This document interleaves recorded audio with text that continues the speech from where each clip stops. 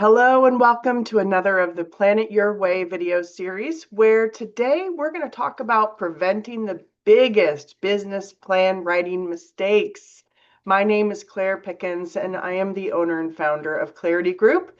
I specialize in writing the actual business plan and helping entrepreneurs bring their visions to life and writing a professional business plan. I also specialize in the pet and vet services industry, and I'll touch on that specifically here in this presentation. We're going to talk about today what banks care about, some of the biggest errors, dreams, unicorns, and perfection, a proof framework model that you can follow to help prevent some of these mistakes. We're going to challenge some assumptions that you might have in this realm, talk about where all of this fits into writing an actual plan, and my contact info if you want some help writing your plan.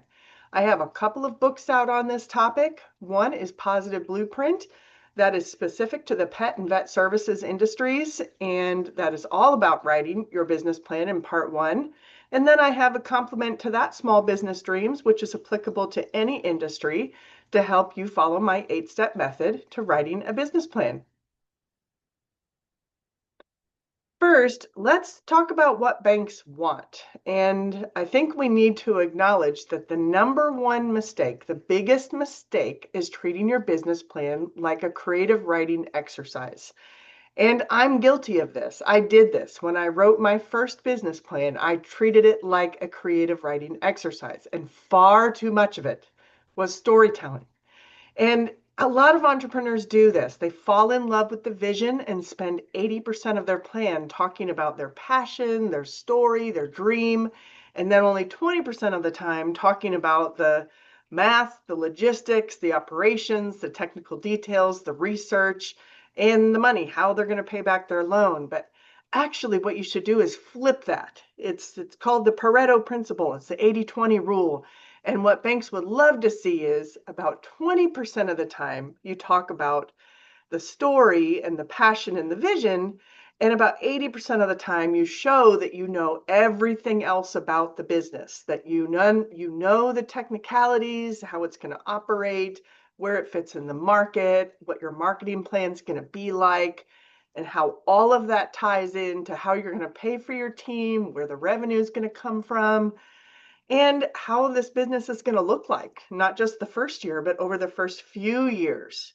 So this is what banks would like to see. They want to know why you want to open your business, for sure. That is very important, but that shouldn't be the prevailing topic that drives 80% of your plan. It should be the how, the who, the when, and like, really, how is this going to happen? How is this going to work? And when will you know that this business is successful? So warning sign number one, that you might be making a critical error in the writing of your business plan: the field of dreams syndrome. And if you feel yourself saying things like, or even writing things like, if we build it, they will come. This is the concept that there's no concrete market research or customer validation that's happening here. There might be vague statements like, there's a huge demand for this. The fix here is to include specific data. How many potential customers are there? What do they actually typically spend on this type of service? And why will they switch to you? This is not uncommon for people that may be coming from outside of a field into a new field, that they might see some industry data or some market research, or they might read something to say, wow, this industry is really booming. So if we just build one of these, people are going to flock to it. The industry is growing year over year at this incredible rate. So if I build one of these, people are going to come to it, they're going to flock to it, and it's going to be great. And there might not be more research, more concrete research than that. And it might result in statements like, there's a huge demand for this. There's a lot more behind that. And market share and market research should be based on actual customer spending data in your area. And it really should be divided up amongst the existing competition in the area, because market share isn't based on just generalized industry growth data. It's based on how many of that type of business already exists in the area, how many of the actual type of customer exists in the area, and how much are they actually spending in your area? Because that might not match the national statistics. So make sure you don't have the field of dreams syndrome going on within your plan, because the bank would like to see some math here on the market share. And if you build it, will they come? Warning sign number 2, the unicorn projection problem. Revenue that magically appears without explanation, expenses that seem a little too good to be true, and no actual connection between your marketing plan and your sales forecast. So the fix here is to show your work. This is everything we heard in elementary school and middle school, which was the thing we didn't want to hear, right? Show your work, show all the math. If you projected 50K in month 6, then you need to exactly show how you got there. You need to break that down by service type or product type and show the seasonality of how you got there. Like what happened here. And you can't build your revenue based on what it will take to just pay your loan payment or get to what you think is the ideal margin that you think the bank wants to see. So this is why there is a requirement to break down the revenue and give words also to what your revenue makeup is because it's too easy to build a pro forma or a projection that simply lays out the idealistic math. It's too easy to use AI to say, well, what are the ideal margins for this type of business? And then just plug that into a sheet to make it just look good. And what you'll find is if you do that, very often your utilities might not represent what's locally relevant to your area. Your insurance might not represent what's actually relevant to your area. Your loan payment might not actually be right. You should be getting that information directly from the people you're working with for financing. And your revenue should actually match the quantity that is executable in the space that you're looking at. So it's really not a one size fits all. That's the value of working with a professional planner, is that you might actually be considering multiple spaces. You might be considering building your space out in more than one way, and your revenue should match that. There's revenue producing space and non-revenue producing space in a building. And you also should never project to 100% filled space. That would be a unicorn projection. The third thing here is the lack of connection between a marketing plan and a sales forecast. It is too easy to throw into AI, build me a phased marketing plan and throw some dollars at it, right? Like you can put a percentage of revenue there and you can make something look perfect on paper. However, what people would like to see is that you're going to track the return on investment on that you know that the dollars you're putting out are actually going to result in people coming through the door, and that's going to connect to the sources of revenue that you said are going to support the business. So make sure there's a connection there in your business plan between the marketing efforts you say are going to attract people and the revenue sources that are going to support your business. Next, we have the everything will go perfect fantasy. This has no contingency planning, overly optimistic timelines, and ignoring seasonal fluctuations or market realities. The fix here is to build in the buffer time, show you understand the challenges of your industry, and include the what if scenarios. And I can tell you, as somebody who has seen things execute across the country and worked with some of the most brilliant people across the veterinary industry in particular, things don't always go to plan. And that is with lots of brilliant people involved, things still don't always go to plan. So if individuals think, no matter how smart you are, no matter how awesome all of your projects have gone so far, you can't write into your plan that for you, everything goes perfect, because that's just not a reality that can be written down on paper. And that is why you should always put contingency plans into your financial startup projections, as well as your operational projections. So this doesn't just refer to that contingency dollar amount that you're going to talk about with your bank for construction or working capital. That's kind of the easy side of contingency planning, is that percentage that you agree is kind of the contingency dollar amount.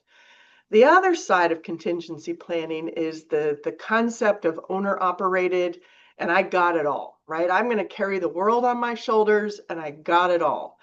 And I think there's a reality that owner operated businesses need to make sure that they come to during the business planning process is they need to understand, particularly if you don't have a lot of experience in the type of business that you're going to open, is that you need support. And that has to be written directly into your plan.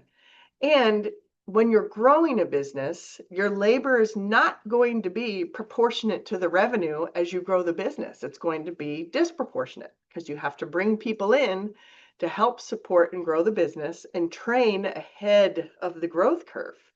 So it's not going to look perfect on paper. It is the contingency plan for growth. And this connects together with your marketing plan and your ramping plan and your revenue plan, and all of these things tied together.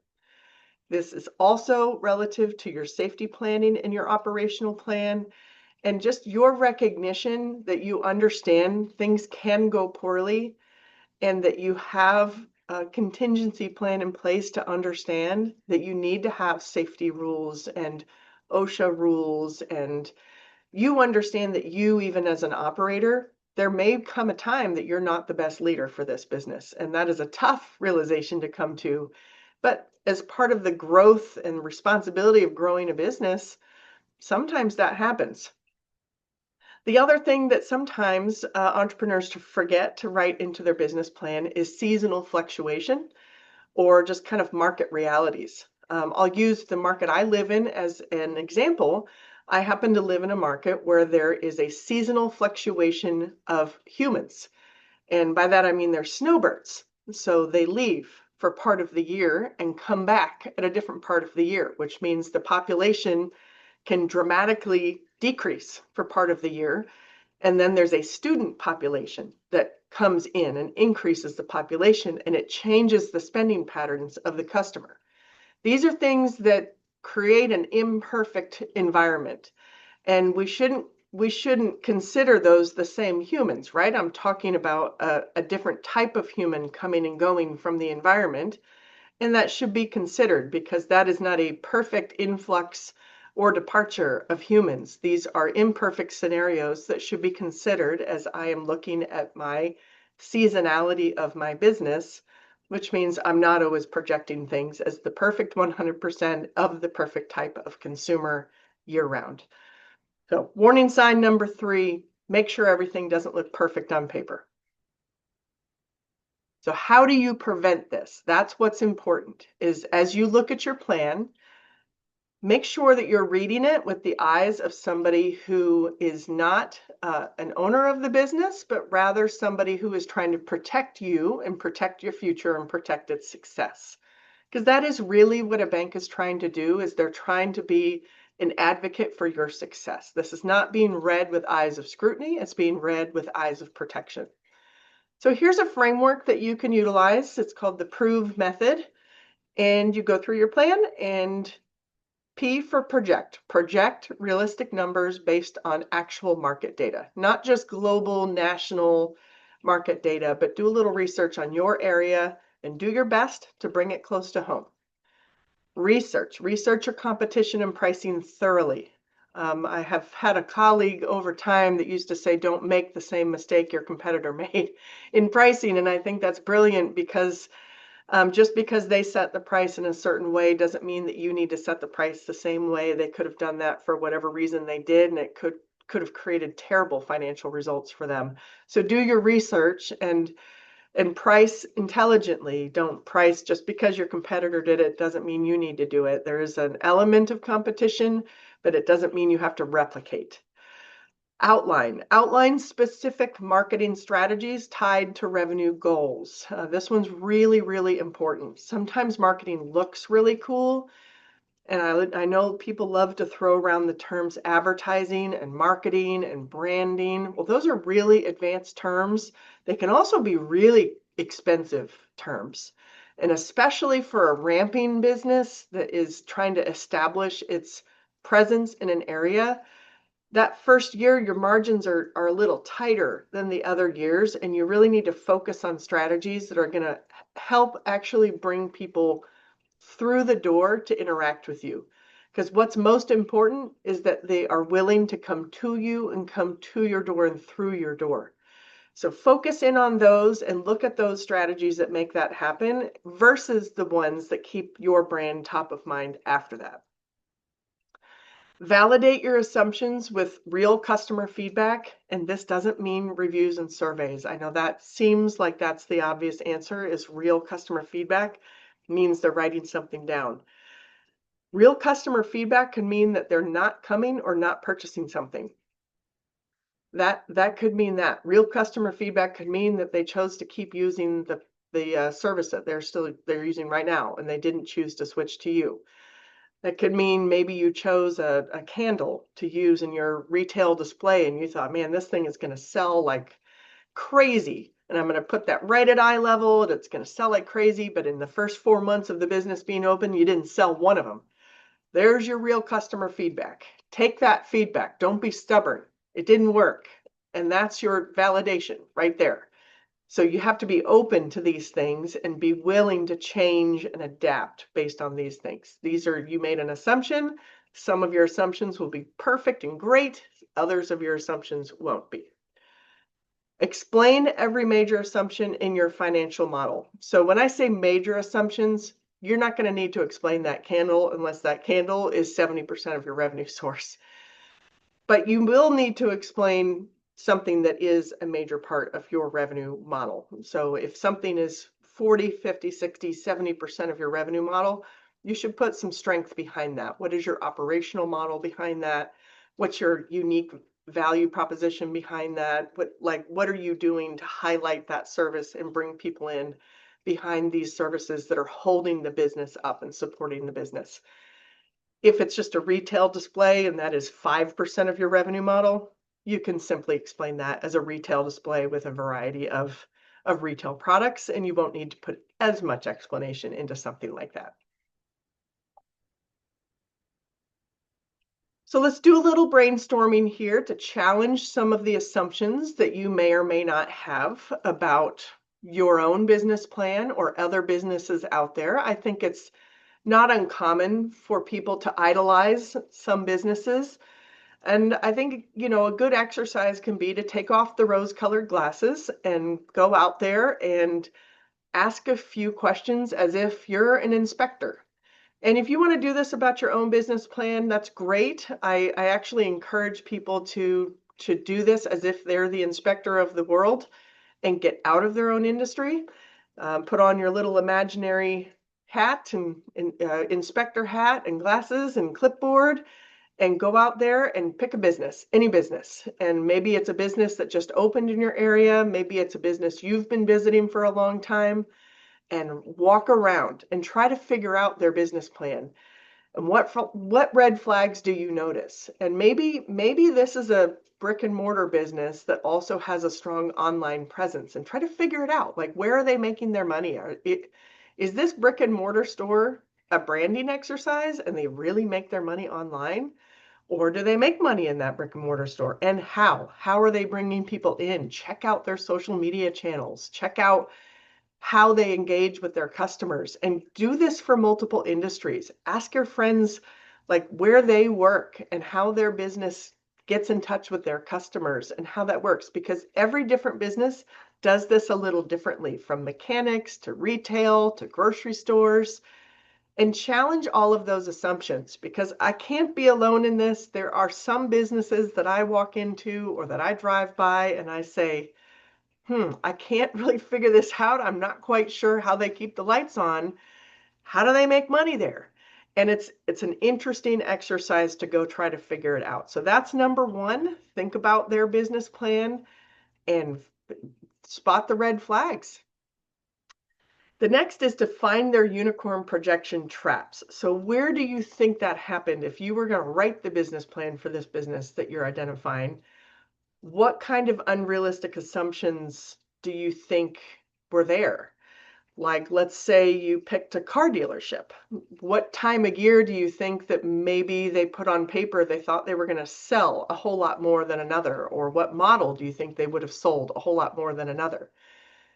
When you pick a different industry to do this exercise with, it can be very eye-opening to your own industry because it can lift the veil on how there can be unicorn projections, maybe within your own plan. So you can see it without the filter of bias on your own plan. You want your plan to succeed more than anybody else. It's important to see your plan with the same scrutiny that you would see other people's plan with. So after you have a little fun doing that in some other industry and find their unicorn projection traps, bring it on over, back over to your own plan and look at it with that fine-tooth comb and that magnifying glass and say, where do I have my own unicorn projection traps? Did I project anything at 100%? Do I think I'm going to knock it out of the park here and in some sort of unrealistic way? For each mistake identified, what is one specific thing that you could do or that someone could do? So if we're speaking about our fictitious business that you've identified, if you were a business advisor, what's one thing they could do to possibly strengthen their plan or change their strategy a little bit? Or what's one thing that as you're looking at your own plan that you could do just a little bit differently to strengthen the approach and correct a mistake that you're taking in the approach that you're taking with your plan, your projections, or just the well-rounded nature of the information that you're providing. Remember that Pareto principle, the 80-20 rule. Are you 20% passion and story, 80% logistics, information, research, and projections? Or are you still falling into too much storytelling and not enough information and logistics?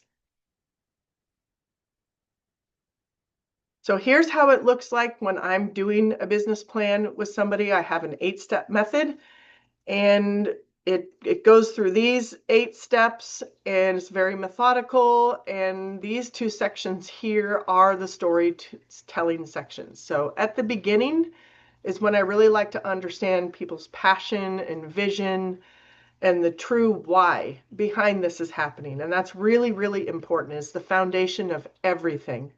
The logistics are very important, but they're only important if the why is a strong enough why to justify making this level of an investment. And it's the foundation that will thread its way through all of the other sections. And it does make its way through all the way through the financial projections even, and it strengthens everything else. So the first 2 sections, executive summary and company descriptions, they are that 20% of the plan that talk about passion and vision, your mission statement, your vision statement, the heart behind what is to follow in the plan. And it is the heart that's going to power all of the parts of the business that aren't quite as fun. Then next comes the market analysis and the organization and management. So now we're talking about your competition in the area, how you compare to them, and your team. And how are you going to build up your team and your organization to be able to handle the level of business that you're building. Halfway through this process, we have some meetings to connect and make sure that we're keeping the vision aligned with the size of the business that you intend to build. And that's really important. Because as I mentioned, part of putting too much perfection on paper can mean that you build a business that looks too corporate-y, too scalable, too perfect on paper. And sometimes it's at this stage when things look too perfect that people get that itch of like, oh, well, if I open one of these, maybe I could open 10 of these. And it's at this point that we really need to stay grounded in the process to say, well, what type of business do you really want to open? And is this a one business? Is this a 3-location business? Like, what do you really want for now and into your future? Because we need to decide that now before we get farther into the plan. After that, we gather on what the rough draft looks at this point, and we proceed forward into the products and services and sales and marketing. These 2 sections really come together nicely because it's what you're selling and how you're going to draw people towards it.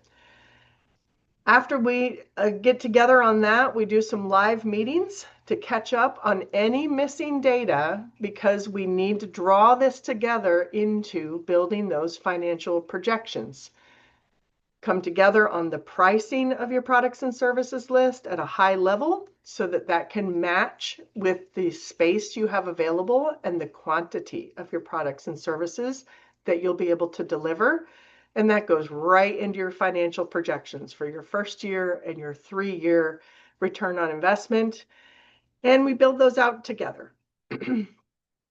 That goes hand in hand with your operations plan to make sure that what you intend to provide matches everything else that you already indicated that you want to provide everywhere else in the plan.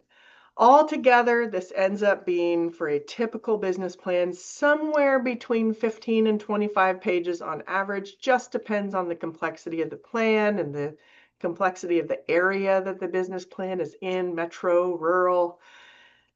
And it's a process that can take, on average, takes 30 days, but it can take people longer if they want to sit and marinate on any of these sections, which I encourage. I don't think this is a process that should be necessarily rushed.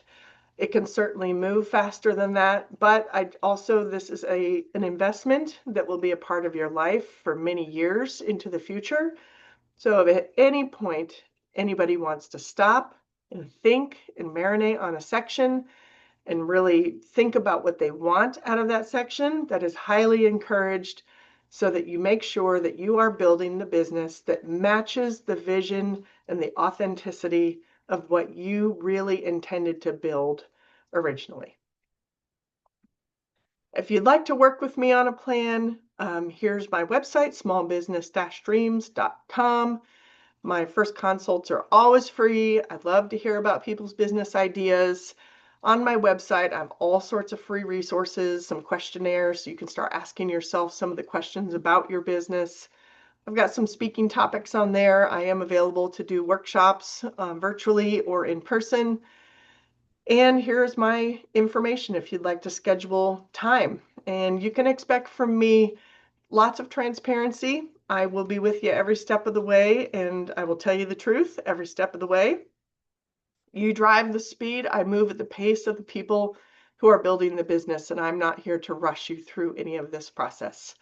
I have a flat fee. I don't do any hidden fees. I don't do any hourly rates. This is meant to be an approachable process with no gotchas along the way. I'm here to be a genuine support to you and ask you some challenging questions and have some interesting conversations along the way. I do believe that business planning is a personal process because this is a personal investment. Small business is a very personal thing with lots of professional, technical details that I can help craft along the way. I hope you enjoyed this Plan It Your Way session where we talked about preventing the biggest business plan writing mistakes, and I look forward to seeing you on another one soon.